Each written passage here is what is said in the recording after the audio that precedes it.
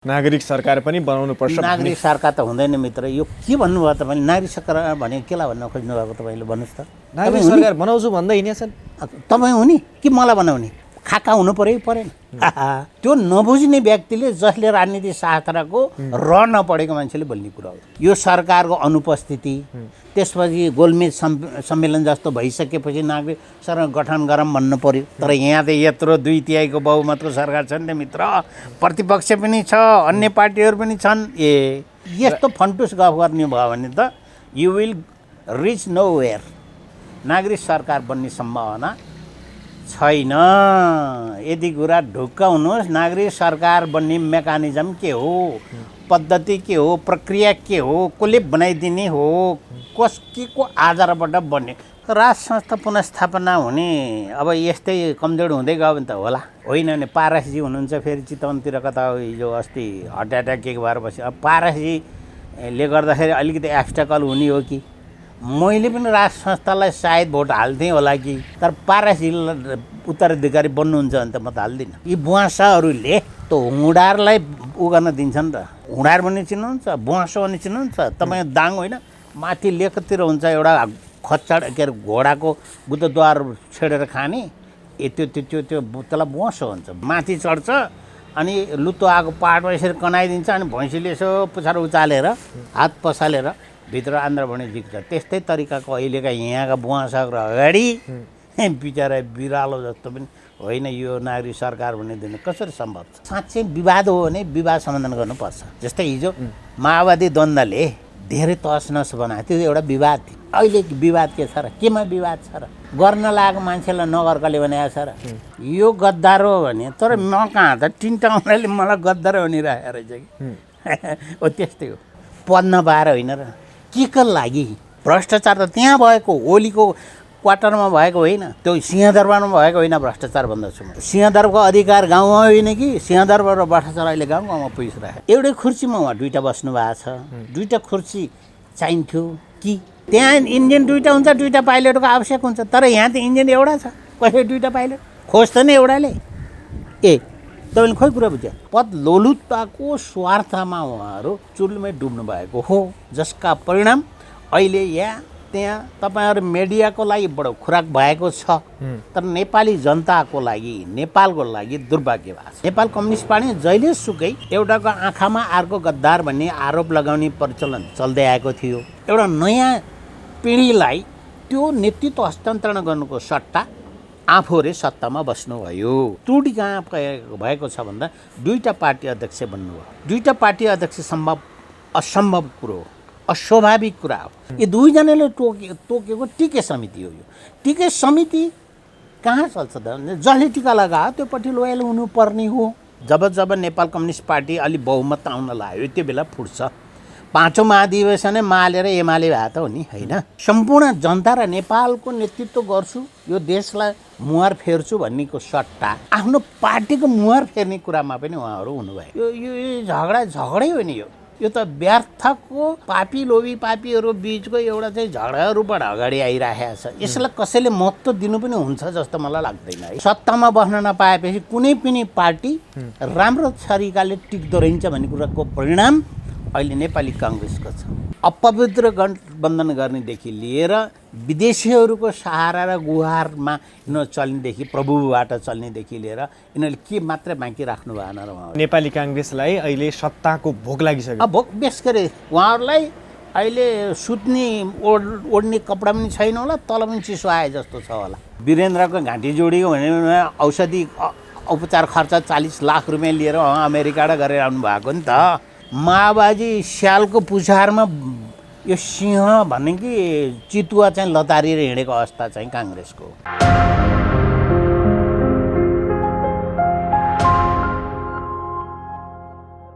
आदरणीय दर्शक महानुभाव नमस्कार। तपाईँ यति बेला हेर्दै हुनुहुन्छ pnpkhabar.com र साथमा म रोशन घरती उपस्थित भएको छु। पछिल्लो समय नेकपा सरकारले 2/3 बहुमत पाएर जब प्रधानमन्त्री केपी शर्मा ओलीले पद धारण गर्नुभयो, उहाँले भन्नुभएको थियो सिंहदरबारमा म भ्रष्टाचार गर्दिनँ र भ्रष्टाचार गर्नेको अनुहार हेर्दिनँ। अक्षरशः हरेक कार्यालयमा त्यो टाँगिए। तर अहिले पछिल्लो समय ट्रान्सपरेन्सी इन्टरनेसनल नेपालले निकालेको प्रतिवेदनमा नेपाल एसियाको सबैभन्दा धेरै भ्रष्टाचार गर्ने मुलुक नेपाल र प्रधानमन्त्री स्वयं र राष्ट्रपति कार्यालयसम्मले चाहिँ भ्रष्टाचारमा संलग्नता भएको प्रतिवेदन निकाल्यो। र अर्का अध्यक्ष पुष्पकमल दाहाल प्रचण्डले पनि प्रधानमन्त्री केपी शर्मा ओलीले भ्रष्टाचार गर्नेको संरक्षण गरिरहेको भनेर आरोप लगाउनु भयो।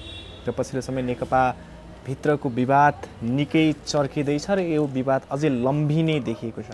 नेपाली जनताको जुन अपेक्षा थियो, जसरी नेपाली जनताको जुन समस्या थियो त्यो भने जीवको त्यो छ। यिनै विषयमा रहेर आज हामीसँग कुराकानी गर्नको लागि ग्रामीण विकास केन्द्रीय विभाग त्रिभुवन विश्वविद्यालयका पूर्व प्रमुख प्रोफेसर डाक्टर प्रेम शर्मा हुनुहुन्छ। नमस्कार, स्वागत छ डाक्टर। नमस्कार। डाक्टरसँग यो विवादको विषयमा कुरा गर्ने डर त छैन, तर पछिल्लो समय जसरी राजनीतिक घटनाक्रम देखिएको छ कसरी निहाल्नु भएको छ हजुरले?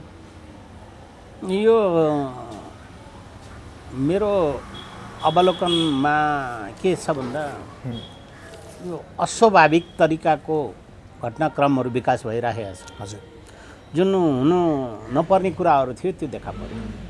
अर्थात् यहाँले पृष्ठभूमिमा केही कुरा भन्नुभयो कि नेपाली जनताले साह्रै दुःख पाएको कारणले सत्ता परिवर्तन मात्रै होइन, पद्धति पनि परिवर्तन गरे अथवा हिजोको निर्दलीय पञ्चायती व्यवस्थालाई समाप्त पारेर संवैधानिक राजतन्त्रात्मक बहुदलीय व्यवस्था स्थापना गरे। त्यसपछि त्यो व्यवस्थाले पनि छिटोभन्दा छिटो जनतालाई सेवा सुविधा दिन नसकेको कारण केही गुनासाहरू सम्बोधन नगर्दाखेरि 10 वर्ष द्वन्द्व सुरु भयो। 10 वर्ष द्वन्द्वको निकास भन्ने कुरो कतै देखिएन। अर्थात् द्वन्द्वरत पक्षले पनि आफूलाई सफलता उन्मुख गर्न सकेन र सत्ता पक्षले पनि त्यसलाई निमिट्यान पार्न नसकेको अवस्था र लामो समयसम्म नेपालमा स्थानीय सरकारहरूको चुनाव गराउन नसकेको अवस्था र राष्ट्रिय चुनाव पनि गराउने अवस्थामा धेरै अप्ठ्यारो स्थिति गइसकेपछि नेपाली जनता अथवा द्वन्द्वरत पक्षहरूको बिचमा केही समझदारी भएर शान्ति प्रक्रियामा प्रवेश गरिसकेपछि एउटा नयाँ शासन प्रणालीमा हामी अभ्यास गरौँ भन्ने समझदारीका साथ गणतन्त्रात्मक शासन पद्धति प्लस 2 वर्षपछि भन्छु अथवा 2062-63 को आन्दोलनपछिको 64 को तराईतिरकै आन्दोलनमा केही नयाँ मागहरू थप आए। जुन माग न 19 दिनको सडक आन्दोलनमा थियो, न त्यो 12 बुँदे सम्झौतामा थियो, न त त्यो 10 वर्षे द्वन्द्वमै थियो। त्यो हो संहिता। यी कुराहरू पनि प्रवेश गरे। तर त्यो प्रवेशका साथसाथै एकातिर धर्मनिरपेक्षको सवाल पनि त्यसमा समावेश भएर आयो। अर्को संहिताको सवाल पनि अनएक्सपेक्टेडली सवालभित्र प्रवेश गरेर आयो। सबैलाई सम्बोधन गर्दै जाँदाखेरि यो परिवर्तनकारी शक्तिहरूले आफूले सोचेभन्दा बाहिर जाने क्षमतामा पुग्यो, जसको परिणाम अहिले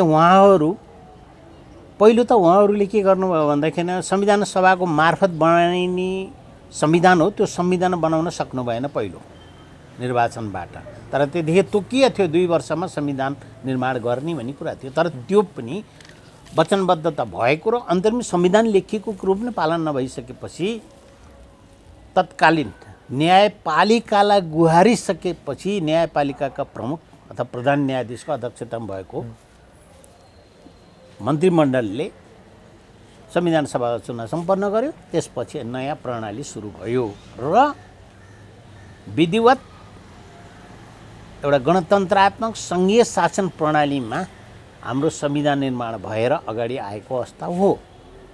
तर यो अहिले देखा परेको अस्वाभाविक अर्थमा त्यसले कारणले भन्दछु कि अब जनताले यति लामो समयसम्म गरेको बलिदान, सङ्घर्ष, परिवर्तनको आकाङ्क्षालाई सम्बोधन गर्नको सट्टा अहिले एउटै दलको 2/3 बहुमत सरहको शक्ति, मान्यता र जनमतलाई उपेक्षा गर्दै दलभित्र अर्थात् नेपाल कम्युनिस्ट पार्टीभित्र नै हजुर गुट उपगुटको रूपबाट भनौँ वा सत्ता पक्ष र प्रतिपक्षको रूपबाट उहाँहरू परिणत हुनुभयो। यो परिणतको पछाडि पनि अर्को पनि कारण छ, किनभने यो कारण के छ भने उहाँहरूको अगाडि अन्य शक्तिले घचघचाउने उपस्थिति रहेन अथवा प्रतिपक्ष नै रहेन। नेपाली कङ्ग्रेस छ प्रतिपक्षमा, तराईका दलहरू पनि होलान् कता काहीँ, तर इन्सिग्निफिकेन्स उहाँहरूको अस्तित्व अथवा भूमिका नै अत्यन्त न्यून रह्यो कि सत्तामा भएको दलले अथवा सरकारले जे गरे पनि हुन्छ भन्ने अवस्थामा पुगिसकेपछि उहाँहरूलाई कुनै बाहिरको शक्तिको तागतले केही गर्न नसक्ने भएपछि आपस्तामा पद लोलुपताको स्वार्थमा उहाँहरू चुल्मै डुब्नु भएको हो, जसका परिणाम अहिले यहाँ त्यहाँ तपाईँहरू मिडियाको लागि बडो खुराक भएको छ, तर नेपाली जनताको लागि नेपालको लागि दुर्भाग्य भएको छ त्यो। तर नेकपा जति बेला दुईटै बहुमत पाउँछ त्यति बेला किन बौलाउँछ? त्यो 2054 सालमा पनि देखेको थियो, जति बेला नेकपाले दुईटै बहुमत पाएर संसदमा पुगेको थियो, यति टुक्रा टुक्रा भयो कि अहिले सानो सानो गुटमा विभिन्न पार्टीहरू अहिले पनि छन् र 2074 सालमा पनि वाम गठबन्धन भयो र अहिले पनि नेकपाभित्रको विवाद यति धेरै चर्कियो कि त्यो मिलेर जाने सम्भावना नै छैन भनेर धेरै विश्लेषकहरूले भन्दै आएका छन् र पार्टीभित्रको त्यो कुराकानी हेर्दाखेरि वार कि पार भन्ने स्थिति लगभग देखिएको छ। त्यति तपाईँले भने जति त होइन, तर एउटा चिज तपाईँहरू भाइ म के भन्छु भने भाइ भने सरी तपाईँहरूको सञ्चार जगतमा काम गर्ने व्यक्तिहरूले एउटा कुरा के बुझिदिनु पर्छ भन्दा नेपाल र राजनीतिलाई विश्लेषण गर्दाखेरि नेपालको इतिहासलाई राजनीतिक इतिहासलाई अलिक कोट्याएर हेर्नुपर्छ। नेपाल र राजनीतिक इतिहासलाई 2007 साल अगाडिबाट राणा विरोधी आन्दोलन आइसकेपछि राणा विस्थापित भइसकेपछि अब खास गरी दुईवटा पार्टीको उपस्थिति प्रज्वल रहेको हुन त त्यति गोर्खा दल पनि राम्रो थियो, ठुलै 12-13 सिट आएको थियो, 109 मा 12-13 सिट आएको थियो, नेपाल कम्युनिस्ट पार्टीको 4 सिट आएको थियो, नेपाली काङ्ग्रेसको 74 सिट आएको थियो।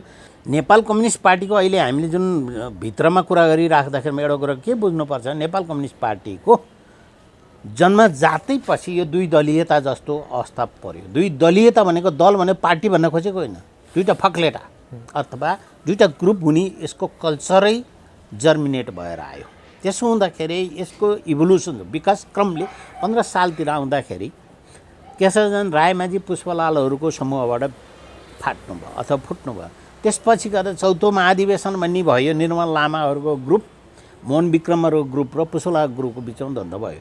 त्यसपछि फेरि त्यही भित्रमा पनि फेरि अर्को एउटा पार्टी जन्मे झापाली भनेर भनिन्थ्यो, त्यो चारु मजुमदारको अलिकति बढी भएका मोटिभेटेड भएका व्यक्तिहरूको एउटा झापाली समूह उत्पन्न भयो र कहिले भएन र नेपाल कम्युनिस्ट पार्टी जहिलेसुकै एउटाको आँखामा अर्को गद्दार भन्ने आरोप लगाउने प्रचलन चल्दै आएको थियो। तर अहिले त्यो शैलीलाई निमिट्यान्न पारिएको थियो कुन बेला भने जब कमरेड प्रचण्ड तत्कालीन नेकपा माओवादीको अध्यक्ष र एमालेको अध्यक्ष केपी शर्मा ओलीले उहाँहरूको दुईजना व्यक्तिको बिचमा यस्तो किसिमको राम्रो समझदारी भयो, सायद नेपालको कम्युनिस्ट आन्दोलनमा अभिप्रेरित भएर लागेका व्यक्तिहरूको लागि, समर्थकहरूको लागि, मतदाताहरूको लागि एउटा सुनौलो युग सुरु भयो भने जस्तो नेपाल कम्युनिस्ट पार्टी भन्ने गठन त भयो। तर उहाँहरूले त्यो शब्दमा हुने बित्तिकै सम्पन्न भए सर आफूलाई ठान्नुभयो। तर त्यसको दुईवटा प्यारलल जुन दुईवटा पार्टी दुईवटा मोडालिटीबाट आएका पार्टी थिए त्यसलाई एकीकरण गर्ने कुरामा उहाँहरूको प्रायोरिटी भएन। त्यो प्रायोरिटी नभइसकेपछि केमा गइसके उहाँहरू भन्दाखेरिमा उहाँहरूले त्यो जिम्मा आफूहरूले सम्पादन गरिसकेपछि त्यो बोझ उहाँहरूले बिसाइसकेपछि एउटा नयाँ पिँढीलाई त्यो नेतृत्व हस्तान्तरण गर्नुको सट्टा आफूहरूले सत्तामा बस्नुभयो र उहाँहरूको त्रुटि कहाँ भएको छ भन्दा दुईवटा पार्टी अध्यक्ष बन्नुभयो। दुईवटा पार्टी अध्यक्ष असम्भव कुरो हो, अस्वाभाविक कुरा हो। त्यो कुरामा उहाँहरू फस्नुभयो। त्यसपछि दुईवटाले के गर्नुभयो भने चुचो मुचो जोडेर उहाँहरूले के गरिदिनु भयो भने तपाईँका पार्टीका 40% तपाईँको मेरो 60% भने जस्तो तरिकाले 60-40 अंश बढ्नमा उहाँहरूले पहिला त्यो पार्टीमा केन्द्रीय समिति, स्थायी कमिटी यावतका कुराहरू उहाँले गठन गर्नुभएको। यो टिके कमिटी हो, यो जनमतले अनुमोदन गरेको केन्द्रीय समिति होइन, निर्वाचन भएर आएको होइन, साधारण आम भेलाबाट आएको पनि होइन, महाधिवेशनबाट आएको पनि होइन। यो दुईजनाले तोकेको टिके समिति हो। यो टिके समिति कहाँ चल्छ त भने जसले टिका लगायो त्योपट्टि लोयल हुनुपर्ने हो। तर अहिले के भएछ भने फेरि उहाँ दुईजना कस्तो छ त भन्दा कुनै समस्याको समाधान गर्दा उहाँ दुईजनालाई छोडिन्छ अनि उहाँले गरेको निर्णयलाई यो स्थायी समितिले अनुमोदन गर्छ। यो प्रक्रियागत तरिकाले हेर्दाखेरि तपाईँले एउटा कुरा के भन्दैछु भने तपाईँले अहिले औँल्याएको कुरा त केही सत्य कुराहरू म मान्दछु कि जब नेपाल कम्युनिस्ट पार्टी अलि बहुमत आउन लाग्यो त्यो बेला फुट्छ। पाँचौँ महाधिवेशनै मालेर एमाले भए त हो नि होइन, नेपालगञ्जको महाधिवेशनपछि ए फुट्ने त यिनीहरूको चरित्रको एउटा जन्मजात बिउभित्र भ्रूणमै जस्तो देखा परेको थियो। तर त्यो भ्रूणलाई चिरेर एउटा इतिहास रचिएको थियो यी दुईजना व्यक्तिबाट। तर अहिले आएर के भइदियो भने उहाँहरू नेपाली सम्पूर्ण जनता र नेपालको नेतृत्व गर्छु, यो देशलाई मुहार फेर्छु भन्नेको सट्टा आफ्नो पार्टीको मुहार फेर्ने कुरामा पनि उहाँहरू हुनुभएन। फेरि आफ्नो गुट तर उन्मुख हुनुभयो, पार्टी एकीकरण गरेर के गर्ने। अनि उहाँले यस्तो प्रिटिन्टेसमा समय व्यतीत गरिदिनु भयो कि मेरा छाउराहरूको बढी माया हुनु पर्यो। उही कुनै 2-3 छोराहरू भएको घरमा जब श्रीमतीहरू ल्याइसकेपछि छोराछोरी जन्मिन्छ अनि त्यसपछि बाबुआमासित वितृष्णा हुन्छ नि, त्यस्तै तरिकाको वितृष्णा उहाँहरूमा पैदा भयो। भनेको तत्कालीन समयमा जुन वाम गठबन्धन भएको थियो त्यो चाहिँ धेरैवटा सिट ल्याएर संसदमा पुगिन्छ र आफ्नो सरकार बन्छ, भागबन्डा राम्रो पाइन्छ भन्ने कल्पना थिएन। त्यो उहाँहरूको कल्पना थिएन। तर नेपाली जनताले त्यो त केमा दिएका हुन् त भन्दाखेरि विगतमा कसैको पनि 2/3 सरकारै बनेन, बहुमतको राम्रो कम्फोर्टेबल सिट नभएर हामीले शासन हाम्रो शैलीको गर्न पाइएन, तिमीहरूलाई हामीले राम्रो सुविधा सेवा दिन सकेनौँ भनेर यी दलहरूले आफ्नो घोषणापत्रमा प्रचार गर्दै आएका त हुन्। तर के भएको छ भन्दाखेरि उहाँहरूले त्यो प्राप्त नभएपछि नेपाली जनताले लता भनेर त पुऱ्याए, एउटा मेकानिकल युनिफाइड चाहिँ भएको थियो। तर त्यसको स्वरूपगत एउटा ढाँचामा भित्रैसम्म आत्मा मिलेर भएको थिएन। दुईटै मुटु हुन गयो होला, दुईटै हुने ठाउँमा 4वटा खुट्टा हुन गयो होला, 2टा हात हुने 4वटा हुन गयो होला। यस्तो तरिकाले भइरहेको थियो। उहाँहरूको एकीकरणको काम सम्पादन भइसकेकै छैन अहिलेसम्म। जुन काम केही समय अगाडि अहिले 1 वर्ष अगाडि नै भने केपी शर्मा ओली जब सिङ्गापुर उपचार गर्न जाने बेलामा समेत यिनीहरू अलिकति केही खतबत थियो। तर त्यसमा अर्को एउटा गैर त नभन अलिकति कुसोचाइका कारणले पनि केही कुरा भएको छ। अब केपी शर्माको स्वास्थ्यको विषयमा सायद कसैलाई चिन्ता बढी भयो होला। पार्टी अध्यक्ष तपाईँ प्रधानमन्त्री 5 वर्ष बन्नुहोस्। पहिला त उहाँहरूको समझदारीको दिन नै 50-50 समय बस्ने भन्ने थियो, आधा समय 2.5 वर्ष भन्ने किसिमको समझदारी हो उहाँहरूको। लिखितमा नभए भने भित्री अन्डरस्ट्यान्डिङ त्यो हो। तर त्यो किसिमको समयमा उहाँबाट के एउटा अन्डरस्ट्यान्डिङ आयो भने तपाईँ पार्टी प्रधानमन्त्री 5 वर्षको लागि म पार्टी अध्यक्ष यसरी जाम, तपाईँ अब पार्टी अध्यक्ष हुनुहुन्छ भन्ने त्यो त बाँडफाँड त गरिएको थियो। तर प्रधानमन्त्रीको स्वास्थ्यमा चमत्कारी परिवर्तन आयो अथवा उहाँलाई आफ्नो स्वास्थ्यले धेरै साथ दिइसकेपछि उहाँमा पनि केही महत्त्वाकांक्षा बढ्यो होला। यता प्रचण्डजी अर्को अध्यक्षलाई पनि फेरि उहाँले जे सोच्नु भएको थियो त्यो उहाँको सोचाइअनुसार परिणाम नआएपछि अहिलेको द्वन्द्व भनेको साना आफ्ना क्याम्पका व्यक्तिहरूलाई जाहिर खुवाउने अथवा पदमा लगाएर राखेर थुमथाम गर्ने बाहेक केही पनि छैन उहाँहरू। यो झगडै हो नि। यो त व्यर्थको पापी लोभी पापीहरू बिचको एउटा चाहिँ झगडा रूपबाट अगाडि आइरहेको छ। यसलाई कसैले महत्त्व दिनु पनि हुन्छ जस्तो मलाई लाग्दैन है। तर दुई अध्यक्षले एकले अर्कोलाई आरोप लगाएर प्रतिवेदन नै पेश गरे सचिवालय बैठकमा। आफ्नो कमजोरी ढाक्नको लागि लगाइने आरोप हो। त्यहाँ सत्य तथ्य र सिद्धान्तगत र नेपाली जनताको माग के हो, आवश्यकता के हो, नेपाली जनतालाई के चाहिएको छ त्योमा उहाँहरूको कुनै पनि रिफ्लेक्सनै छैन। त्यसो हेर्दा त भागबन्डाकै लागि लडाइँ बिल्कुल भागबन्डा। 100मा 100 त भनिदिन्छ, 90% उहाँहरूको भागभण्डाको लडाइँ हो यो। अरू यसमा कुनै छैन।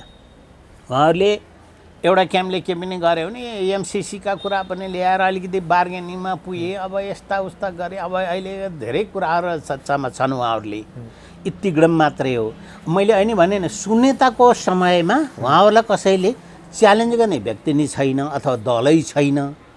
त्यो अवस्थामा उहाँहरू माथि राखेको अवस्था। हिजो जस्तो समयमा भएको भए एकजना पुलिस क्याम्पसमा प्रवेश गर्दा कत्रो हङ्गामा हुन्थ्यो, अथवा एकजना मान्छे मारिँदा कत्रो यहाँ चाहिँ आन्दोलन हुन्थ्यो, सडकका बारहरू भाँचिन्थ्यो, दुनियाँभरमा। त्यो अवस्था छैन अहिले, त्यो शक्ति नै छैन। त्यो शक्ति युवा शक्ति कि खाडी मुलुकमा छ, कि मलेसियामा छ, कि अलि राम्रो पढ्नेहरू अमेरिका अस्ट्रेलिया कतै होलान् एकातिर।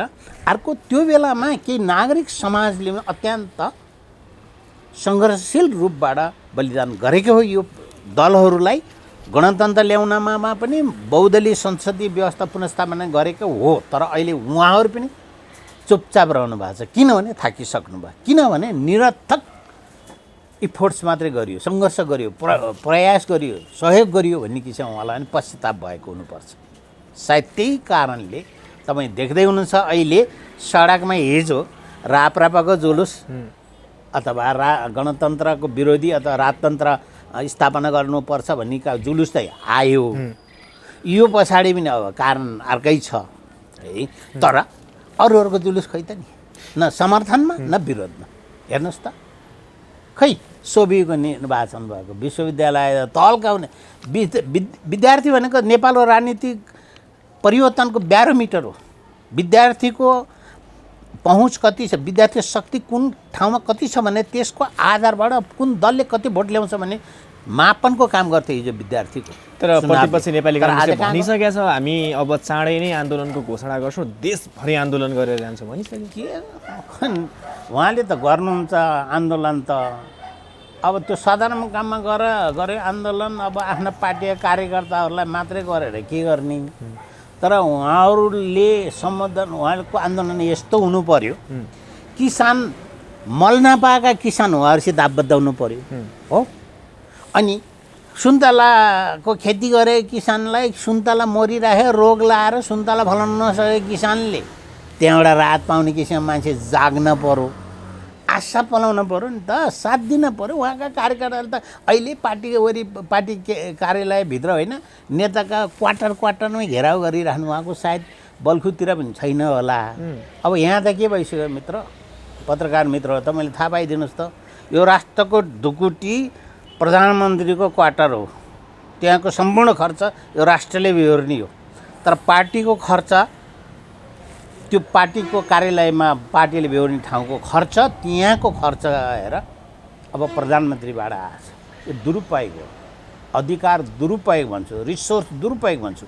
अहिले सत्तामा बस्न नपाएपछि कुनै पनि पार्टी राम्रो तरिकाले टिक्दो रहन्छ भन्ने कुराको परिणाम अहिले नेपाली काङ्ग्रेसको छ।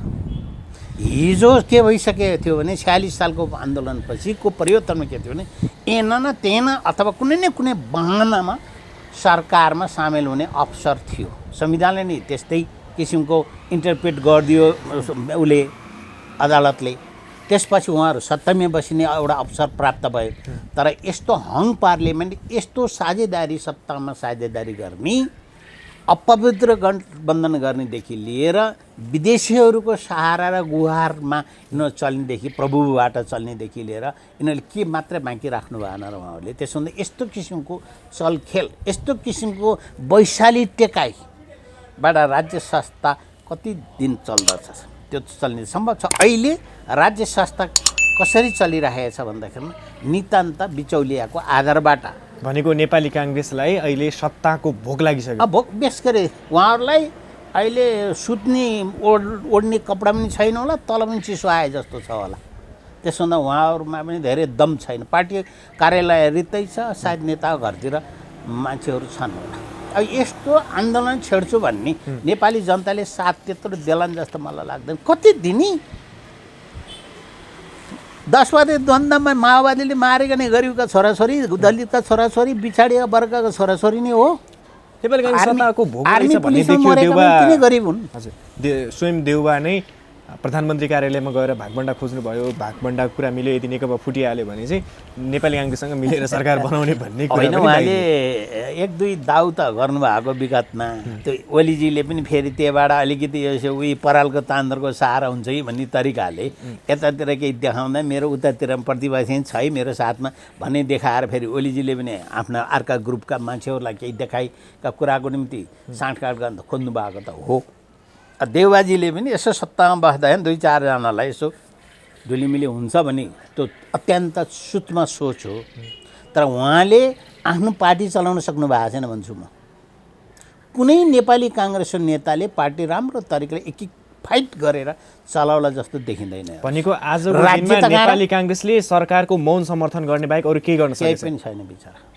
मौन समर्थन अब त्यो व्यक्ति विशेषले घरमा भुक्ने कुरा जस्तो एउटा कुरा होला, होइन भने उहाँहरूमा एउटा सबभन्दा समस्या कुरा के छ भने पार्टीभित्र नै उहाँको खिचलो छ। उहाँले त्यो पार्टीलाई युनिफाइड गर्नै सक्नु भएको छैन। त्यस्तै नेपाल कम्युनिस्ट पार्टीको पनि त्यस्तो अवस्था देखा पर्यो होइन। त्यसो हुँदाखेरि पार्टी भनेको त माध्यम हो। पत्रकार मित्रहरू, पार्टी भनेको माध्यम हो। हाम्रो साध्य भनेको अथवा हाम्रो अल्टिमेट लक्ष्य भनेको त राष्ट्र हाँक्ने हो। नेपाल र नेपालीलाई उच्च भविष्य समृद्धि उन्मुख गराउनको निम्ति त त्यो ठुलो भिजनभित्र चल्नको लागि पार्टी त एउटा माध्यमको रूपबाट परिणत हुनुपर्ने हो। तर उहाँहरूले त्यो माध्यमै राम्रै बनाउनु भएको छैन। भनेको आजको दिनमा तत्कालीन समयमा वाम गठबन्धन भएर 2/3 सिट लिएर संसदमा पुग्यो नेकपा र अहिले चाहिँ भागभण्डाको लडाइँ भनेर यहाँले भन्नुभयो। भनेको आजको दिनमा यदि पुष्पकमल दाहाल प्रचण्ड, माधव कुमार नेपालहरूले आफ्नो भागभण्डा पाएनन् भने नेकपा वार्की पार हुन्छ। वार्की पार त हुँदैन, उहाँहरू घुमिराख्नुहुन्छ। विशेष सर्कल भन्छ नि एउटा, निकास नभएको अवस्थामा घुमिराख्नुहुन्छ। घुम्दै हुनुहुन्छ, हेर्दै जानुहोस्। अस्ति कतिको 12-13 गतिको कहिलेको पार्टी उसमा केही हुन्छ भने त मैले त पहिले ठोकेरै भनिदिएको थिएँ, केही पनि हुँदैन। अब भोलि कि पर्सिको अस्थायी समितिको उसमा बैठकमा के राख्ने भने त्यहाँ पनि केही पनि हुँदैन। लेखेर राख्नुहोस्, भनिदिनुहोस्। मैले यो दाबीको साथ किन यावै छैन। कहाँ जानुहुन्छ र उहाँहरू?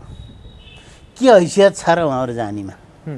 पद नपाएर होइन र, के लागि कसले उहाँहरूलाई समर्थन? अब त हेर्दै जानुहोस्, अर्को सरकारले ठिक ढङ्गले काम गर्न सकेन, केपी शर्मा ओलीले सही ढङ्गले काम गर्न सक्नु भएन। त्यस कारणले गर्दा प्रचण्डले ल्याउनुपर्छ फेरि। अब सही पार्टी सही तरिकाले सञ्चालन गर्न, सरकार सही ढङ्गले सञ्चालन गर्नको लागि अरूलाई विकल्प खोज्नु पर्यो। पार्टीभित्रबाट आवाज उठिरहेछ। उहाँहरू त त्यो बिचौलियाबाट बढी विचलित हुनुभयो क्या। हरेक कुरो बिचौलियाले ल्याउने अनि त्यसमा विचलित भइदिने। आफ्नो स्टेट फरवर्ड किसिमको नीति कार्यक्रमहरू हुनुपर्छ पर्दैन? दण्डहीनताबाट मुक्त हुनुपर्छ पर्दैन? तपाईँले सुरुमै भन्नुभयो नि, भ्रष्टाचार पनि गर्दिनँ, भ्रष्टाचार गएको म देख्न पनि सहन्न र त्यो किसिमको ऊ पनि गन्न भएको म देख्न चाहन्न भन्ने ओलीको सरकारलाई ट्रान्सपरेन्सी इन्टरनेसनलको रिपोर्टले सङ्केत गर्यो।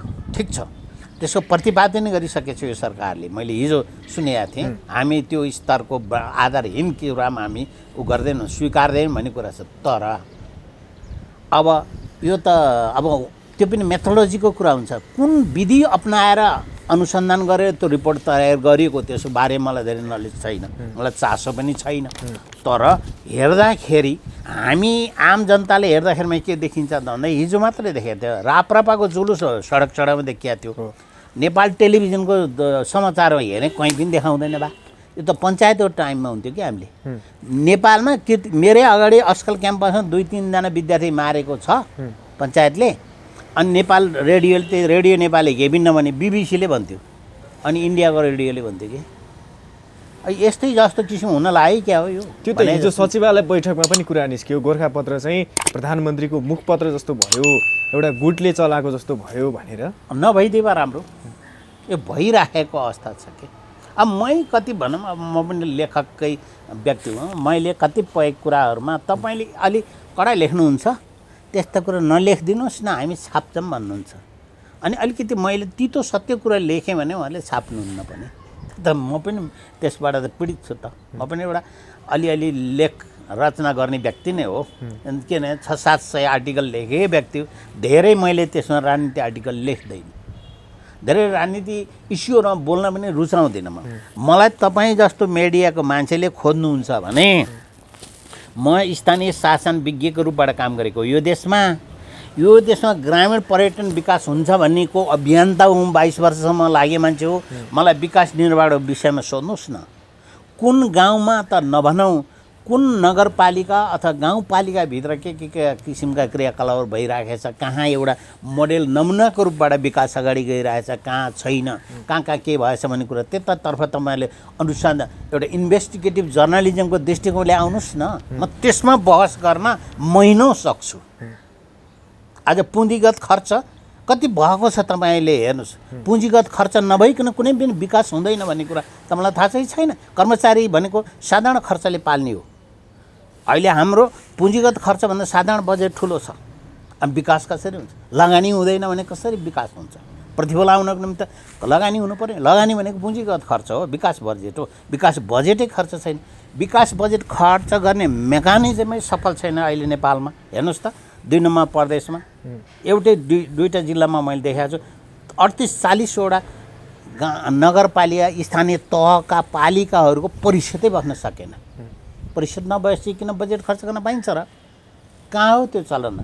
गुड गभर्नेन्सका कुरा गर्छौँ हामीले चाहिँ विधि सम्बन्धका कुरा समेतमा हामीले गरिराखेका छौँ अथवा रुल अफ ल नै गरिरहेका छैनौँ। हामी यस्तो अवस्थामा गुज्रिरहेको छ। त्यसै कारण देशको अवस्था विषयमा गम्भीर भएर सोध्ने भने यो मिडियाको क्षेत्रले नि के सोच्नुपर्छ भने विकास निर्माण कहाँ गइरहेछ, के भइरहेछ? भ्रष्टाचार त त्यहाँ भएको ओलीको क्वार्टरमा भएको होइन, त्यो सिंहदरबारमा भएको होइन। भ्रष्टाचार भन्दछु म।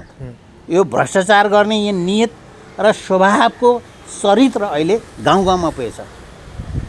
सिंहदरबारको अधिकार गाउँमा होइन कि सिंहदरबार र भ्रष्टाचार अहिले गाउँ गाउँमा पुगिसकेको छ। यो किसिमको स्थिति अब बिस्तारै आज तपाईँ देशभरि हिँडिरहँदाखेरि गाउँ गाउँमा भ्रष्टाचार छ भेटिन्छ मजाले। मैले देखेको छु सल्यानमै एउटा गाउँपालिकाभित्रमा एउटा कार्यक्रममा बाइ द वे त्यहाँ म मेरो विद्यार्थी प्रमुख प्रशासन अधिकारी हुनुहुन्छ, उहाँले पनि मलाई मञ्चमा राख्नुभयो। ठुल्ठुला नेताहरू आउनुभएको थियो, उहाँहरू एउटा सर्टेन कार्यक्रम म पनि बोल्ने अवसर पाएँ। अनि मैले त्यहाँ देखेँ भोलिपल्ट मलाई उहाँले मेयर के उहाँको अध्यक्षले के भन्यो भने हाम्रो डाक्टर साहबलाई माथि रुकुम जाने परसम्म पुऱ्याइदिनु है हाम्रो इन्जिनियर साहबको बाइकले भन्नुभयो। त्यो पनि अर्काको बाइक प्रयोग गर्ने मेरो उता थिएन, तर मलाई त्यो यातायात माध्यम नभएको कारणले उहाँले सहयोग गर्नुहुन्छ उसमा थिएँ। तर मोटरसाइकल कहाँ गएर रहेछ भने उपाध्यक्षसित मैले सोधेँ, मलाई त्यहाँ पुऱ्याउन भन्नुभएको थियो अध्यक्षज्यूले। के हुँदैछ भने कि पख्नुहोस् है भनेर उहाँले भन्नु। अनि 2 घन्टा लाग्ने भयो भनेर भन्नु। के रहेछ भने गहुँ काट्न गएर रहेछ मोटरसाइकल त गहुँ काटेर ओसार्दो रहेछ त्यो कुनै व्यक्तिको। यस्तामा प्रयोग गर्नुहुन्छ। मोटरसाइकल साधन किन्नु भएको छ उहाँहरूले। दुरुपयोग त कति हो। म पनि स्थानीय तहको विज्ञको रूपबाट काम गर्दा मेरो श्रीमती लिएर स्कुल जाँदाखेरि मलाई बाटोमा समातेर भोलिपल्टदेखि गाडी खोजिदिएछ। मैले त्यो पनि त बेहोरेछ। अनि मैले आफ्नै साधन प्रयोग गरेको थिएँ। बाइ द वे त्यस्तो पऱ्यो। अन द वे बाटोमा परेका मैले श्रीमतीलाई बाटोमा छोडेर अफिस जाँदै थिएँ, तर श्रीमतीलाई चढाउन पाइँदैन थियो हाम्रो त्यो अनुसार, त्यो एउटा एग्रिमेन्ट अनुसार। त्यस्तो किसिमको गरेर काम गरेको व्यक्तिको अगाडि अहिले अब किनेका साधनहरू कहाँ कति कसरी प्रयोग गरिरहेका कुरा त एउटा नमुनाको रूपबाट मात्रै भनिरहेको छु मैले। अनि उहाँहरूले आफूले पाउने सुविधामा नियममा कतै नभएको पनि बनाएर बैठकबाट पास गरेर सुविधा खानुहुन्छ।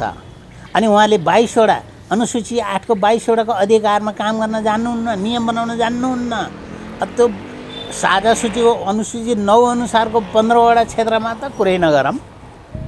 उहाँहरूलाई एकल कानुन निर्माण गर्ने अधिकार प्रयोग गर्न पाउने 22 वटा अधिकारभित्र त उहाँहरूलाई सक्षम उहाँहरू हुनुहुन्न। अनि यसरी राज्य चल्छ। त्यो सुधारिनु माथिबाट आवश्यक छ, तलबाट भन्दा माथिबाट सुधारिनु आवश्यक छ। त्यो सुध्रिने अवस्थातर्फ उनी भएन।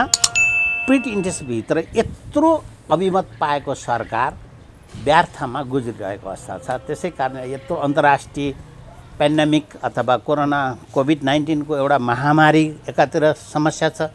हिजो भूकम्पको समस्याले पनि 12-13 वटा जिल्लामा त्यसले यो गर्यो, असर गर्यो। त्यतैतिर हाम्रो लगानी व्यर्थमा फेरि पुनर्निर्माण लाग्यो। अहिले हेल्थको सेक्टरमा यत्रो लाग्नुपर्ने स्थिति सिर्जना भएको छ। अब के आउने, अब यता लाग्यो मात्रै, त्यो त कमाइ खाने भाँडो पनि भएको छ। अब फेरि अर्को कुनै के देवी आपत आइलाग्छ, अनि त्यसो फेरि यिनीहरूलाई कमाउने किसिमको एउटा अवसर प्राप्त हुन्छ। यस्तो तरिकाले गुजिरहेछ। पत्रकार मित्रहरूले अहिले इन्भेस्टिगेटिभ तरिकाले विचार गर्नुहोस्। भनेको आजको दिनमा सम्माननीय प्रधानमन्त्री केपी शर्मा ओलीले जसरी भनेका थिए म भ्रष्टाचार गर्दिनँ र भ्रष्टाचार गर्नेको अनुहार हेर्दिनँ, उनको आफ्नै व्यक्तिहरू जो बालुवाटार काण्डमा मुसेका थिए उनलाई अर्थमन्त्री बनाइदिए, जो सञ्चार मन्त्री थिए उनी टेप प्रकरणमा अनि उहाँलाई औँला ठडाउँदैन, क्लिन चिट दिए भइगयो नि उहाँले नि। अदालतले किन चाहियो त त्यसो भने? उहाँले किन काखी च्याप्न पर्यो र छोडिदिए भइगयो नि। ल टेस्टिफाइड हुन्छ है, यसरी टेस्ट हुन्छ भन्ने छोडिदिए भइहाल्छ नि उहाँलाई, होइन? त्यो त विभिन्न निकायहरूले गर्छ नि, उहाँले किन संरक्षण गर्नुपर्ने आवश्यकतै छैन। उहाँले वकालत गरिराख्नु आवश्यकै छैन। जसले अपराध गरेछ त्यो पनि हुन्छ स्वाभाविक, रुल अफ द लमा अथवा कानुनी राज्यमा कानुनको सर्वोपरि हुन्छ, व्यक्तिको हुँदैन। यो देशमा अहिले सभरेन जनता हुन् भन्ने कुरा बुझ्नुपर्छ। सभरेन्टीभन्दा माथि कोही पनि छैन भने बुझ्नुहुन्छ। भनेको आजको दिनमा गाउँ गाउँमा भ्रष्टाचार भइरहेछ भन्दाखेरि ठेकेदार र बिचौलियाले चलाइरहेछन् अहिले। अब त्यति मात्रै ठेकेदार र बिचौलियाको त अब यो ऱ्याम्पान्ड भइसकेको छ। अनि अर्को तपाईँले एउटा नबुझेको बुझ्नुभयो होला, तपाईँले भन्न सक्नु भएन, त्यो उपभोक्ता समिति भन्नेबाट हाम्रा विकास निर्माण कामहरू सम्पादन हुन्छ। त्यसमा पनि उपभोक्ता समिति पनि ठेकेदार बन्न परिणत भइसकेको छ। लिने उपभोक्ता समितिले अनि टुक्रे टुक्रे तरिकाले फेरि कन्ट्याक्ट आउट गर्ने यस्तो किसिमको चलन छ। म त देशैभरि हेरेको छु त। एलजिएएफ भन्ने एकाउन्टेबल फ्यासिलिटी मेकानिजम भनिन्थ्यो त्यसलाई। यो स्थानीय सरकारको चुनावमा भएन, त्यसको पनि चेयरम्यान हुँ म त हेरेको छु त ठाउँ ठाउँ। तपाईँको दाङमै पनि हेरेको छु, बुझ्नुभयो? चौधारीहरूको त्यो उसमा गएर हेरेको छु। एउटा उद्देश्यलाई ल्याइएको सामान के अरे बजेट अर्को उद्देश्यमा खर्च गरिएको पनि भेटाएको छु मैले। जे उद्देश्यलाई एलोकेट गरिएको हो त्यसमा खर्च गरिएको हुनुपर्छ। दलितलाई दलित छुट्याइएको छ, युवाको लागि यो युवा बजेट छुट्टिएको थियो, ट्याग बजेट भनिन्छ त्यसलाई, त्यही छुट्याइएको थियो। तर उहाँले जम्मै एकै ठाउँमा हालेर खर्च गर्नुभएको थियो। हेर, पहिला त सिप चाहियो, नलेज चाहियो, त्यस अनुसार चल्नुपर्ने हो। तर ओलीको सरकारको संरचनाभित्र ट्र्याकिङ गर्ने, निगमन गर्ने निकाय कमजोर भयो। खालि अख्तियार अनुसन्धान अहिले मात्रै त्यो कुरो सम्पादन गर्न सम्भव छैन, किनभने यत्रो लोड एउटै गरेर सम्पादन होला त सम्भव होला त छैन। त्यसै कारण धेरै लोड पर्न गएको छ र उहाँहरू यता हेर्ने फुर्सदै छैन। उहाँहरूलाई अब कसरी अगाडि आएको समस्या सामना गर्ने भन्ने कुरामै उहाँको समय व्यतीत भएको छ। अहिले महाधिवक्ताले निकालेको अनुसार पनि 6 खर्ब 83 अर्ब रुपियाँ चाहिँ बेरुजु खर्च छ। बेरुजु नै स्वाभाविक छ नि त, देख्नु भएन? अहिले मैले भनिनँ, अब 38वटा स्थानीय निकायको बजेटै परिषदै बसेन र बजेटै पास भएन भने उहाँले खर्च गर्नुभएको छ कि विभिन्न उसबाट, त्यो जथाभावी खर्च गर्नुभएको छ। त्यो उहाँहरूबाट असुल हुनुपर्छ पर्दैन। अनि महालेखा नियन्त्रणको रिपोर्ट अथवा महालेखा परीक्षक रिपोर्टहरूले गर्ने कुराहरूमा पनि कहिले हो त फर्स्युट हुने, को हो पनिस हुने होइन। एकछिन उतापट्टि राख्यो हुँदैन कल्पित मान्छेहरूलाई, संशङ्कित भएका ट्याग भइसकेका। हाम्रो अर्थमन्त्रीले एकछिनलाई पदै नदिए हुँदैन र? उहाँले बालुवाटार काण्डमा त उहाँको मुछिएको मान्छे हो त, फर्काएर सुख पाइन्छ र? के उहाँलाई होस थिएन र? त्यत्रो महासचिव भइसकेको व्यक्ति एकातिर पार्टीभित्र भने अर्को सांसद भइसकेको मान्छे, अर्को अहिले अर्थमन्त्री भएको मान्छे हुने क्षमता राख्ने मान्छेले त्यो जग्गा ठिक हो कि होइन भन्ने कुरा ज्ञान हुनुपर्छ पर्दैन? सार्वजनिक जग्गा हो कि त्यो कुनै व्यक्ति विशेषको जग्गा हो कि भने या हुनुपर्ने होइन र? अनि यस्तो तरिकाले राखेको हुन्छ र? अलि त्यति स्वाभाविक भएन। त्यसो भए तपाईँले ग्रामीणमा भएका ती पर्यटन केही क्षेत्रहरूलाई चाहिँ प्रबोधन गर्नुपर्छ भनेर लागिरहनु भएको छ। आम नागरिक कहाँ गएर बुझ्दाखेरि चाहिँ आम नागरिकले के भन्छन्, के सोचेका छन्, के विचार गर्छन्, आम नागरिकलाई यो दुईटै बहुमतको सरकारबाट के अपेक्षा गरेछन्? तपाईँले जे सोध्नुभयो त्यो तपाईँको प्रश्न लाई उत्तरित गर्ने अथवा सम्बोधन गर्ने किसिम उहाँहरूको गुनासै छैन। यो देशमा सरकार छ कि छैन उहाँलाई थाहै छैन। पहिला कुरा आम नागरिकलाई त्यो बेखबर छन्, सरकार छ भनेर बेखबर अवस्थामा छन् त को भने बिचौलिया। यति पैसा आउँछ, यो पैसालाई यो शीर्षकमा यसो यसो गरेर डाइभर्ट गर्ने अनि त्यसमा कसैलाई नाम हालेर कन्ट्याक्ट आउट गरेर अनि बिचमा नाफा लिने उहाँहरूलाई सरकार छ। तर गरी खाने किसानको लागि के उत्पादन गर्ने समूहको लागि खासै यो कुराले सरकार राखेको जस्तो मलाई लाग्दैन। उहाँलाई अब के गर्नु, यो चलिराखेको छ। तपाईँले देखिहाल्नु भएको छ नि, त्यत्रो आर्टिकल लेख्ने, त्यत्रो मिडियामा प्रवक्ताको रूपबाट देखा पर्ने घनश्यामजीको स्थिति देखिहाल्नु भयो नि त। यो देशमा मल कहिले चाहिन्छ भन्ने उहाँलाई थाहा हुँदैन र, कहाँबाट आउँछ मल भन्ने थाहा छैन र उहाँलाई, कुन सिजनमा चाहिन्छ किसानलाई भन्ने थाहा छैन। यस्ता कुरा गरे अनि के हेर्नुभयो त नि त उहाँले। अनि उहाँको कृषि अनुसन्धान केन्द्र भनी छ, यहाँ परिषद भन्छ, यहाँ नार्क भन्ने यहाँ जो खुमलटारमा हेर्न जानुहोस् त। त्यहाँ त्यो त नमुना कृषि फर्म हुनुपर्ने होइन र, हेर्न जानुहोस् त। त्यहाँ झारपाला आएको उहाँको वैज्ञानिकहरू भन्नुहुन्छ, वैज्ञानिकले साइन्टिस्ट। अनि रातो धानमा किरा लागेको उपचारै छैन, सुन्तलामा सेतो लागेको उपचारै छैन।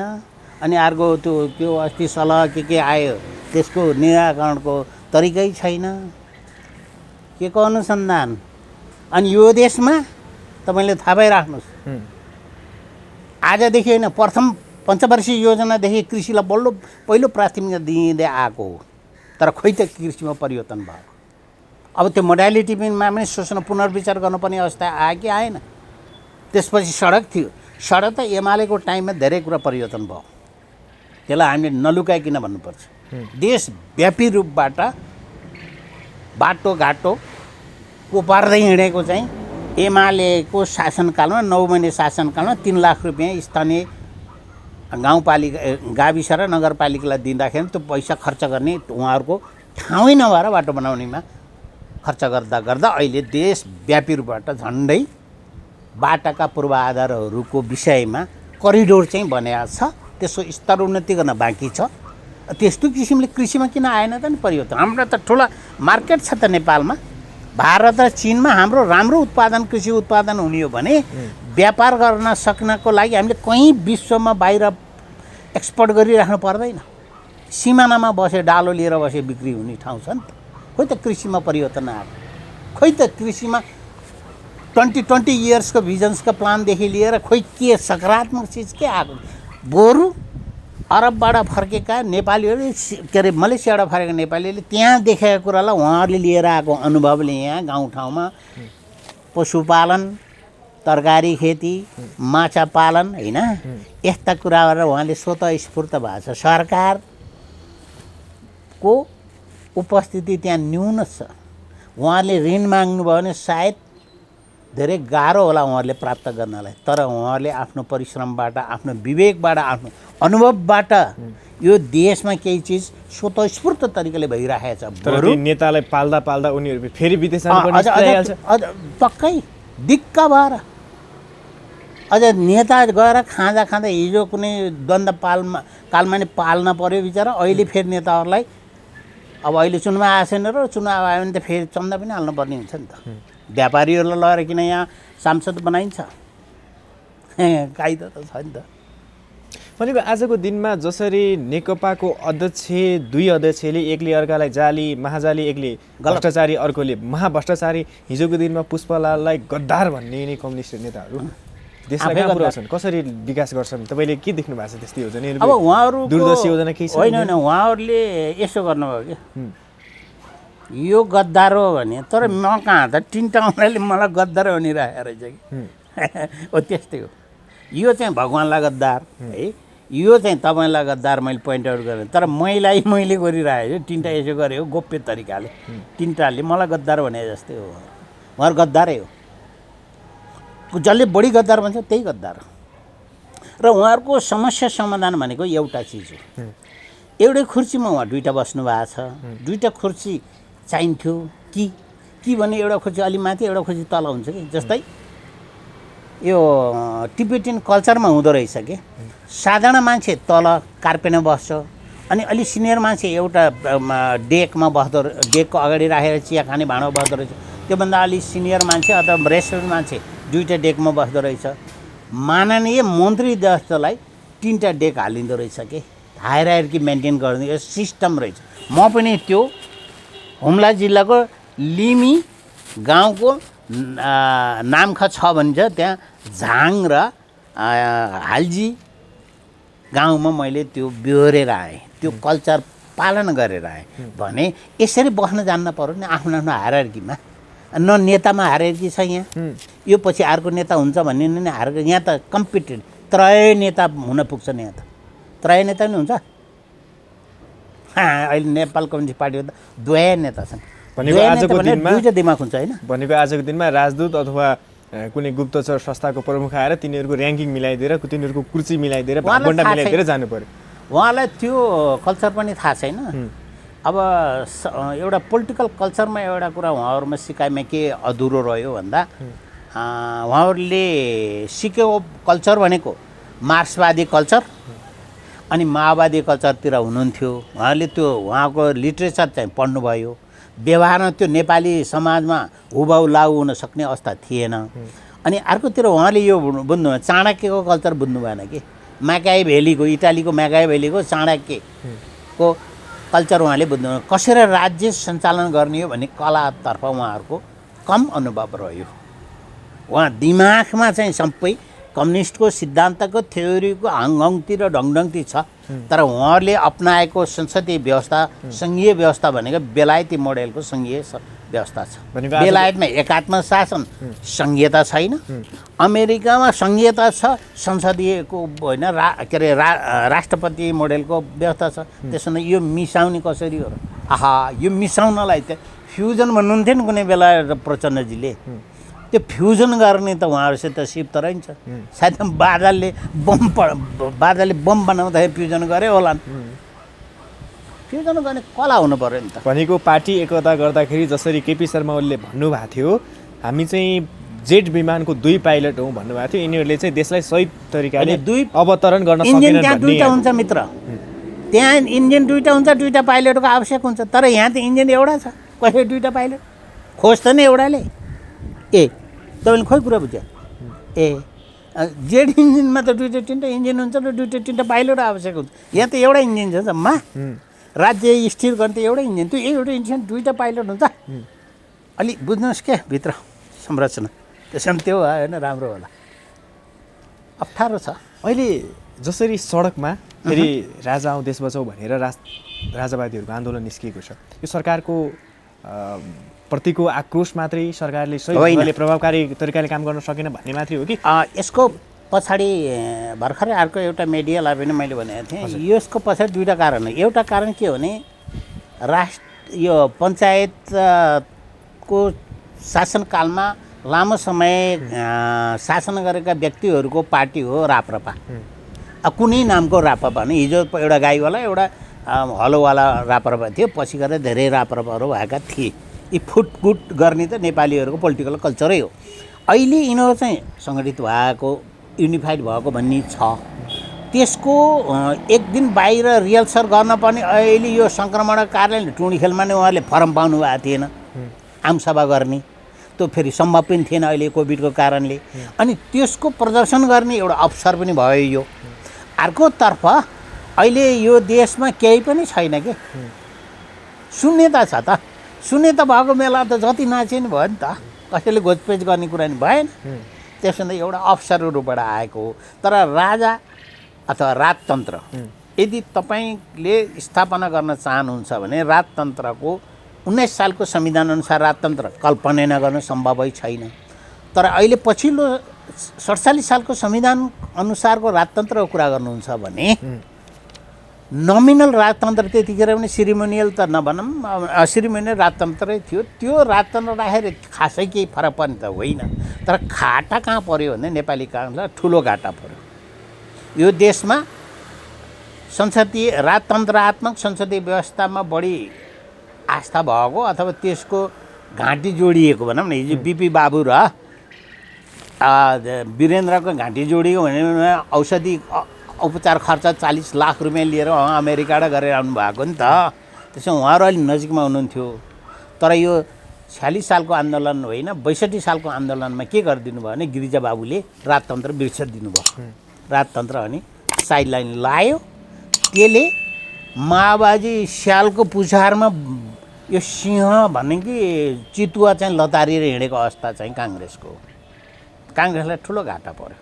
काङ्ग्रेसको अहिले अब सायद चुनावी एजेन्डा के होला मलाई त अलि जान्न इच्छुक छु, पर्खाइमा छु। त्यसो हुँदा अबको राजनीतिक दलहरूको चुनावी एजेन्डा 2 वर्षपछि त यदि बनाए भने गरे भने चुनावको बेला आउँछ नि त, आम चुनावको बेला हुन्छ। त्यतिखेर कुन दलको एजेन्डा के हुन्छ भन्ने कुरै नै अहिलेदेखि थाहा हुन पर्ने हो त। छैन। के होला हेर्नुहोस् त, अहिले यिनीहरूले बोकेर हिँडे हिन्दू राज्यको स्थापना, राजतन्त्र पुनर्स्थापना र कता काहीँ सङ्घीयताको खारेजी भन्ने 3टा आवाजहरू देखा परेको छ। नागरिक सरकार पनि बनाउनु पर्छ। नागरिक सरकार त हुँदैन मित्र। यो के भन्नुभयो तपाईँले? नागरिक सरकार भने केलाई भन्न खोज्नुभएको तपाईँले भन्नुहोस् त? बुझ्नुहुन्छ? नागरिक सरकार भ्रष्टाचार नगरेको एकदम स्वच्छ छवि भएको देश बनाउन सक्ने व्यक्तिलाई त्यसको प्रक्रिया भन्नुहोस् त मलाई। प्रक्रिया कसरी हुन्छ? कसरी आउने? नागरिक सरकार बनाउँछु भन्दै हिँडेछन्। तपाईँ हुने कि मलाई बनाउने? बन्छु म बिना प्रक्रियाको? खाका हुनु पऱ्यो कि परेन? यस्तो घटिया कुरा त नभनौँ, फितलो कुरा नगर्नुहोस् कि। नागरिक सरकार बन्ने कसरी? नागरिक सरकार भने अहिलेको लागि हास्यास्पद कुरा मात्रै हो, बेकार। त्यो नबुझ्ने व्यक्तिले, जसले राजनीति शास्त्रको नपढेको मान्छेले बोल्ने कुरा हो नागरिक सरकार हुने। के हुन पर्यो? यो सरकारको अनुपस्थिति, त्यसपछि गोलमेज सम्मेलन जस्तो भइसकेपछि नागरिक सरकार गठन गरौँ भन्नु पर्यो। तर यहाँ त यत्रो 2/3 बहुमतको सरकार छ नि त मित्र। प्रतिपक्ष पनि छ, अन्य पार्टीहरू पनि छन्। नागरिक सरकार भन्न खोज्नु भएको विषयमा चाहिँ मलाई नसोध्नुहोस्, म बुझ्दिनँ। तर नागरिक सरकार बनाएर यी सबलाई भ्रष्टाचारीको सबको सम्पत्ति छानबिन गरेर उनीहरूलाई जेल पठाउँछ। यस्तो फन्टुस गफ गर्ने भयो भने त you will reach nowhere. तपाईँ कहीँ पनि पुग्नुहुन्न। नागरिक सरकार बन्ने सम्भावना छैन। यदि कुरा ढुक्क हुनुहोस्। नागरिक सरकार बन्ने मेकानिजम के हो, पद्धति के हो, प्रक्रिया के हो, कसले बनाइदिने हो, के को आधारबाट बन्ने?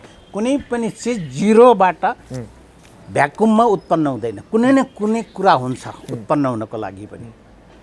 त्यसो हुँदा नागरिक सरकार बन्ने सम्भावना चाहिँ नदेख्नुहोस्। यो तर्फ बहसै नगर्नुहोस्। राज संस्था पुनर्स्थापना हुने सम्भावना चाहिँ तपाईँले कतिको देख्नुहुन्छ? राज संस्था पुनर्स्थापना हुने अब यस्तै कमजोर हुँदै गयो भने त होला। होइन भने पारसजी हुनुहुन्छ फेरि चितवनतिर कता हिजो अस्ति हार्ट एट्याक के भएर बस्यो। अब पारसजीले गर्दाखेरि अलिकति एब्स्ट्याकल हुने हो कि? मैले पनि राज संस्थालाई सायद भोट हाल्थेँ होला कि, तर पारसजीलाई उत्तराधिकारी बन्नुहुन्छ भने त म त हाल्दिनँ फ्रेङ्कली भन्दा। किनभने त्यो राज संस्थाभित्र देखा परेको एउटा काँडो हो। त्यस्तो उहाँ तर्किदिनु भयो भने, हिजो धीरेन्द्रले म राजकुमार हुन चाहन्न भनेर तर्किदिनु भयो भने त अर्कै कुरा सोचाइ आउला, पुनः सोच्नु पर्ला। होइन भने त्यति सहज तरिकाले कहाँ हुन्छ? यी बुवासाहरूले त हुँडारलाई उ गर्न दिन्छन् र। हुँडार भन्ने चिन्नुहुन्छ? बुवासो भन्ने चिन्नुहुन्छ? तपाईँ दाङ होइन, माथि लेखतिर हुन्छ एउटा खच्चड के अरे घोडाको बुद्धद्वार छेडेर खाने, त्यो त्यसलाई बुवासो भन्छ। बुवासोबाट सिधै माथि चढ्छ अनि लुतो आएको पाहाडमा यसरी कनाइदिन्छ अनि भैँसीले यसो पुछार उचालेर हात पसालेर भित्र आन्द्राभुँडी जिक्छ। त्यस्तै तरिकाको अहिलेका यहाँका बुवासाको अगाडि बिचरा बिरालो जस्तो पनि होइन यो नागरिक सरकार भन्ने दिन कसरी सम्भव छ?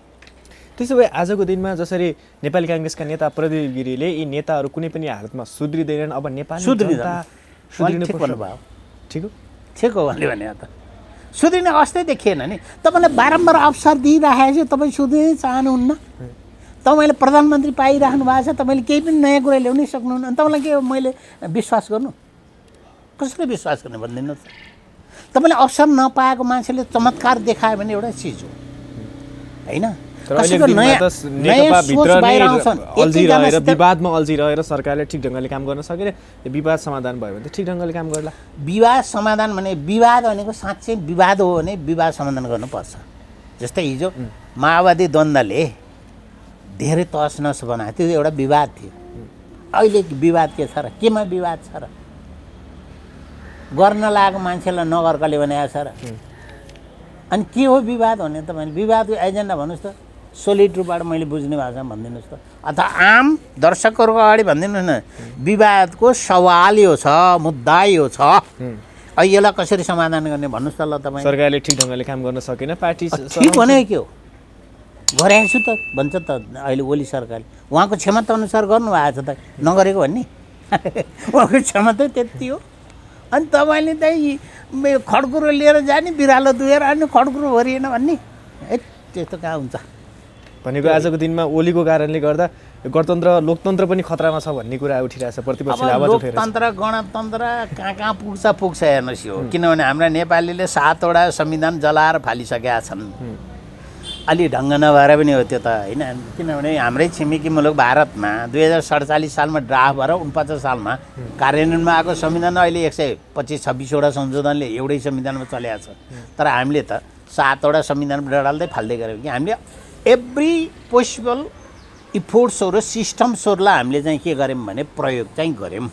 यति मात्रै गऱ्यौँ कि सर्वदलीयदेखि लिएर मिलिजुलीदेखि सारा कुरा गर्दा गर्दा अब प्रधान न्यायाधीशलाई ल्याएर समेत मन्त्रीमण्डलमा ल्याएर अब कार्यपालिकाको प्रमुख बनाएर निर्वाचन गर्ने अभ्यास समेत गरिसकेपछि बाँकी केही छ र हाम्रो देशमा? अब के बाँकी छ? राजाले दिए संविधान, प्रधानमन्त्रीले दिए संविधान, आयोगले दियो संविधान, समितिले दियो संविधान, संविधान सभाले दियो संविधान, अब बाँकी के छ र? अब कसले दिने हो? अब माथिबाट कसैले थप्पड फाड्के दिने त ठाउँै छैन। त्यसो हुँदा अब सबै खालको सकियो।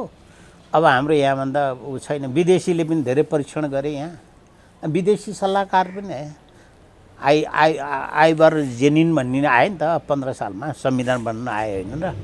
धेरै सल्लाहकार ल्याएर बनाइएको त काम त लाग्यो नि त। हामीले धेरै अभ्यास गऱ्यौँ मित्र, टेस्ट गऱ्यौँ, तर हामी अहिले न यता न उताको अवस्थामा पुगिसकेको कारण हाम्रो नेतृत्वले हो। अब अन्य कुराको बहस छुट्टै गरौँला, जहाँसम्म लाग्छ। यो देशमा केही सबल नेतृत्वहरू पनि त विगतमा भए त, गरे त, तिनले पनि ती कुरा विषयमा छुट्टै बहस गर्न। आजको विषय तपाईँको विषय के हो त भन्दा तपाईँले अहिलेको प्रिभेलिङ सिनेरियोलाई कसरी हेर्नु भएको छ भन्ने तपाईँले पहिलो प्रश्न मसँग गर्नुभएको कारणले मैले त्यसै उत्तर दिइरहेको छु। म त्यहाँभन्दा बाहिर छैन, म त्यही भित्र सीमित हुन्छु। अब के त, अब कसरी अगाडि बढ्ने, देशलाई कसरी विकास, नेतृत्वलाई कसरी? अब पर्खाइमा हेर्नुहोस्, 2 वर्ष पर्खनुहोस् न। 2 वर्ष अब पछाडि प्रचण्डज्यूले, माधवज्यूले त 4 महिना नै पर्खनु भइरहेको छैन ओलीजीलाई। चैतमा महाधिवेशन हुन्छ भने उहाँले तोक्नु भएको छैन उहाँहरूको पार्टीले। त्यतिखेर अब तपाईँ पार्टी अध्यक्ष आफै बन्नुहोस् भन्ने कुरा छ नि ओलीले, त प्रधानमन्त्री त किन छोड्नु पऱ्यो र? त पार्टी अध्यक्ष त त्यहाँ त के अरे महाधिवेशनबाट आएको पर्ने त अथेन्टिक हुन्छ नि त, त्यो पर्खे भयो नि त। उहाँले 4 महिना पर्खने, हामीले अब चाहिँ 2 वर्ष पर्खौँ न त। यो सरकार त अति नै हाम्रो लागि भएन कि। भनेको अबको दिनमा आम नागरिक जनताले आफ्नो मतलाई प्रयोग गरेर जे गर्छन् त्यही नै। अब हामीले मतदान गर्दाखेरि नयाँ चयन त्यस्तो ठाउँमा चयन गरौँ, त्यस्तो व्यक्तिको पर्खाइमा हामी बसौँ जसले यो देशको मुहार फेर्ने किसिमको सोच खाका लिएर आउँछ, पत्यार लाग्दो, विश्वास लाग्दो, कन्क्रिट तरिकाको कुनै कार्यक्रम लिएर आउँछ, त्यसलाई विश्वास गरौँ, अगाडि बढौँ। हस्, यहाँको महत्त्वपूर्ण समय विचारको लागि यहाँले जुन अवसर दिनुभयो यहाँहरूलाई र यहाँका दर्शकहरूलाई पनि म त्यही शुभकामना दिन्छु।